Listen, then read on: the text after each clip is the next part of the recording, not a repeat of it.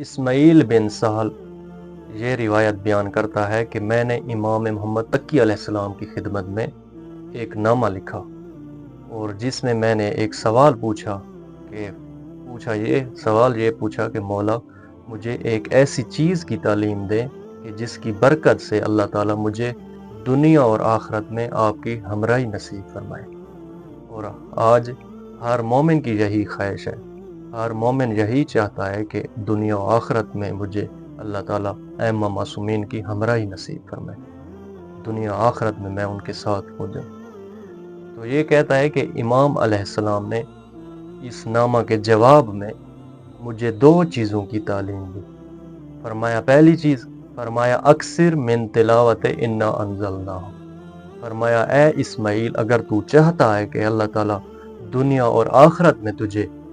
میری ہمراہی نصیب فرمائے تو تجھے چاہیے کہ کثرت کے ساتھ سورہ انا انزلناہ فی لیلۃ القدر کی تلاوت کرو۔ دوسری چیز یہ ہے کہ فرمایا رتب شفتیک بالاستغفار، اے اسماعیل اگر تو چاہتا ہے کہ دنیا اور آخرت میں اللہ تعالیٰ تجھے میری ہمراہی نصیب فرمائے تو تجھے چاہیے کہ اپنے ہونٹوں کو ہمیشہ استغفار کے ساتھ تر کر، یعنی آپ جہاں کہیں بھی ہیں، ایک تو سورہ انا انزلنا کی تلاوت کریں اور دوسرا یہ ہے کہ استغفار زیادہ سے زیادہ استغفار کریں، کیونکہ استغفار جو ہے یہ ایک مستقل عبادت ہے۔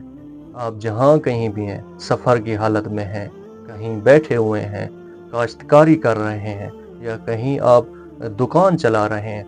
کہیں بھی آپ ہیں، ان 2 چیزوں کی کثرت کے ساتھ تلاوت کریں کہ ان کے ذریعے سے اللہ تعالیٰ ہمیں ائمہ معصومین کی ہمراہی نصیب فرمائے گا۔ اور یہ بھی ضروری ہے کہ صرف ذکر پر اکتفا نہ کریں بلکہ ائمہ معصومین کی اطاعت بھی ضروری ہے، کہ اطاعت کے بغیر ان اذکار کا کوئی بھی فائدہ نہیں ہے۔ تو ہمیں چاہیے کہ ہم جو ائمہ علیہم السلام نے ہمیں امر دیے ہیں، جو ہمیں احکام بیان کیے ہیں، ان پر عمل کریں، گناہوں سے بچیں اور ساتھ ساتھ ان اذکار کی تلاوت کریں تو اللہ تعالیٰ ان کی برکت سے ہمیں ائمہ معصومین علیہ السلام کی ہمراہی نصیب فرمائے۔